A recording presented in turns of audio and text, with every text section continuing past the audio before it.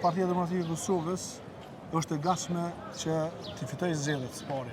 Partia Demokratike e Kosovës a do ketë koalicion me lëvizjen vetëvendosje pas datës 7 qershor, pasi që është shumë e rëndësishme realisht edhe zgjidhja e presidentit në këtë fazë ku jemi. Përshëndetje, është emisioni 05, edhe sot si çdo ditë tjetër jemi sërish në sheshin e Ferizajt. Pranë vetes kam deputetin nga Partia Demokratike e Kosovës, Mërgem Lështoku.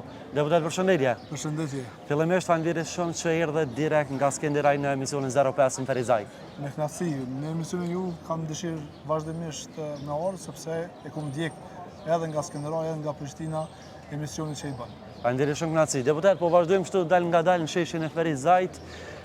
Fillimisht po duhet të pyet, nëse edhe që nuk po dyshoj realisht, qytetarët ua besojnë votën në zgjedhjet e 7 qershorit, cilat janë 3 pikat kryesore që do i cekësh ti si deputet i kuvendit? Po, besoj që me të vërtet Kosova po dihet shumë mirë që është në krizën e vërtet, edhe në ekonomi, edhe në shëndetësi, edhe në arsim, edhe sigurisht që temat kryesore janë krizat që janë aktualisht për qytetarët e vendit, dhe që ne do të merremi me problemet, sfidat, e jo me individ, sepse në gjitha ne jemi atu për të zgjedhur problemet dhe për të dëgjuar hallet të tyre, e jo me shumë të merremi me individet dhe njëri tjetrin.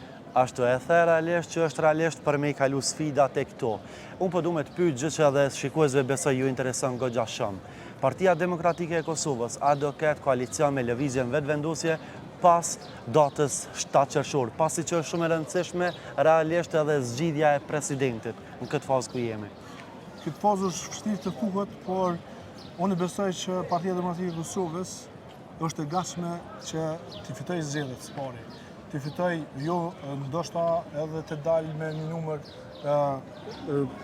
me përqindje shumë të lartë, por deri në 30% që realisht e sjell vetëvendosjen në një pozicion që nuk ka mundësi as të jetë në qeveri.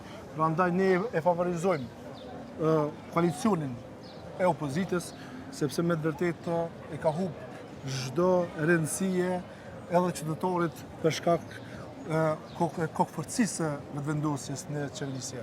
Ja kemi dhënë mundësinë edhe prapë nuk ka dashur me zgjedh institucionet presidentin dhe ka qenë kryesisht i ka gjuar 51% të besimit të qytetarëve në bolt vetëm pse ka dashur të gjitha pozitat të uzurpoj.